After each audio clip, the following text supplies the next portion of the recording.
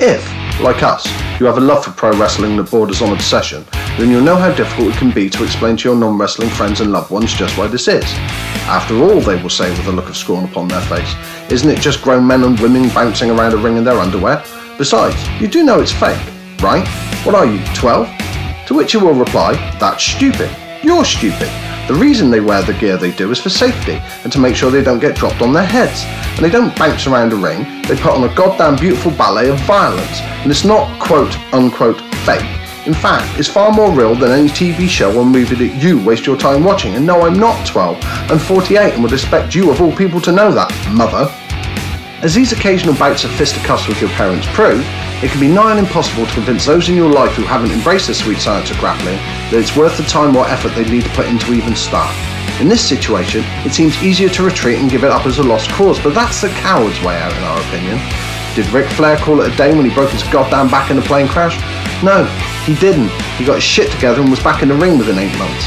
Did Big Van Vader bitch and moan when Stan Hansen popped his eye out in the middle of a match? Hell no, he just popped that sucker back in and got on with the business at hand. Real champs never back down, and to help you on your way with converting the heathen non-believers into bona fide smart marks, the Outlaw Council has compiled a list of the 5-ish best WWE wrestling matches to show your non-wrestling friends. And you can trust us, these will soon have your friends and family hooked to the 7 hours of weekly programming, not to mention the monthly PPVs, the way that New Jack's hooked on coke. Thanks to a rather successful transition from WWE in-ring talent to Hollywood actor, most non-wrestling fans who've never heard of John Cena before have a pretty decent idea who he is now. And as for Rock the Dwayne Johnson, well, everyone on the planet knows who he is, so this match should be a pretty easy sell. Hey guys, want to watch two Hollywood megastars beat the hell out of each other? Then here you go. Like every match on this list, you may need to run people through just why they're duking it out in the first place, but there's more than enough videos on YouTube that will accommodate you. Though prepare to be called Fruity Pebbles for a while by whoever you show them to, as for some reason, normal people find that shit funny. There's an argument to be made that both Cena and The Rock are the two biggest stars that WWE has ever known, and, in all honesty, the only way that this could have been made any bigger is if Stone Cold had laced up his knee brace again and turned it into a triple threat. Now, neither of these matches are 5-star classics, but both men are ring savvy enough to pull off very decent affairs in both outings, and if you claim to have watched either of these WrestleManias and didn't find yourself out of your seat on more than one occasion, then you, sir or madam, are a dirty, dirty liar. We know for a fact that this works on non-wrestling fans, as we showed it to a friend who really had zero interest in the sport, only for them to nearly pass out from laughter while claiming it was the greatest thing they'd ever seen. Admittedly, they're not a full-on convert, but they no longer kick up hell when they come to visit and we stick some grappling action on the idiot box. This is all down to Shawn Michaels doing everything in his power to show up Hulk Hogan, due to Holden refusing the idea of trading wins with HBK and decided that one match was all that was needed instead of the 3 that had been planned. You know, as long as he was going over, of course. The Heartbreak Kid was also pissed that he was having to turn heel, due to the Hulkster's straight-out refusal to play any other role than face. So with a whole lot of resentment, he entered the match planning to make sure everyone and their Aunt Sally knew he wasn't happy about the situation he found himself in. And boy, does he do that quite brilliantly. From the first tie-up, where Hulk shoves Michaels and he throws himself halfway across the ring, HBK sets out his stall and continues on in that fashion throughout. Every shot he takes from Hogan, no matter how weak looking, is sold as if he's been hit by an 18-wheeler, and he pinballs around the ring like a ragdoll, quite literally from pillar to post, and he just keeps cranking up the absurdity of the whole situation until you can't stop the tears of laughter rolling down your face. Some people have said that Shawn Michaels was being very unprofessional here. We say those people are idiots and racist grandpa got everything he had coming to him.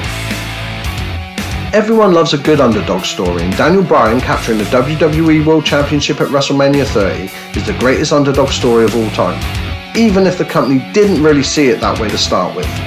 For those of you that follow wrestling, you know the story here, but for those of you who don't, perhaps it isn't your sport, or it is but you have been living in the cave on Mars since the start of 2014, D-Bry was the people's choice, but the Authority, a heel faction that was just an extension of the WWE higher-ups themselves, just didn't agree. In fact, it seemed as if they went out of their way to try and legitimately bury him, but when the fans decided that enough was enough and started making a nuisance of themselves each and every week on WWE programming by hijacking the shows, even Vince had to pay attention. And so began Daniel Bryan's run to the big gold belt. He was still getting screwed over at every opportunity though, having the title stripped from him as well as being on the receiving end of a heartbreaking double cross, but he went to WrestleMania 30 with the promise that if he could defeat Triple H, he'd be put in a triple threat with Randy Orton and Batista. He did beat the game, in quite a good match as well, but he fell foul of an enraged Hunter who tried to break his arm, meaning that he'd get his title shot, but with a clipped wing. But what a title shot it was. Bryan was outmatched due to his injury and outsized by the Viper and the Animal, and he should never have stood a chance, but he somehow managed to pull it off in some of the best storytelling that the WWE has ever done. It was the feel-good moment of the year, but let's be honest here, if he hadn't won, the fans would have probably burnt the Superdome to the ground. We're not convinced that anything we say can do this TLC match justice, as it truly is something you have to see to believe. It's insane. All three teams involved were at the top of their game and willing to do whatever it took to steal the show every single night, and that's just what they did at WrestleMania 17. It's high octane, it's high impact from the get-go, with body flyings everywhere like a Jackie Chan film, as all six men put themselves through hell, as well as tables, ladders and chairs in their quest to secure the tag team titles. There's no time to catch your breath as it's non-stop, and when those in the ring do need to take a breather, then their associates, Rhino, Spike Dudley and the always amazing Lita, bum rush the show and add even more jaw-dropping layers to this tasty violence cake. There's no reason that anyone should not find themselves getting involved in this match unless they really hate action, and if they're not hooked by the end, the moment that Edge spears Jeff Hardy off a ladder about 12 feet in the air should definitely seal the deal.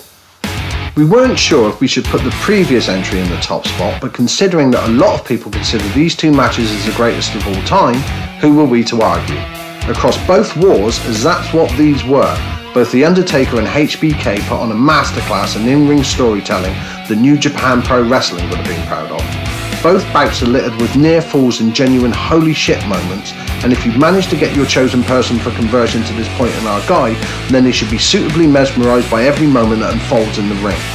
The WrestleMania 25 encounter was at the time the one that no one would ever be able to surpass, right up until they did it all again the year later and somehow bettered it. Where the first one was about The Undertaker's undefeated WrestleMania streak, this one was about a man's career as the Heartbreak Kid said that he'd retire if he didn't win.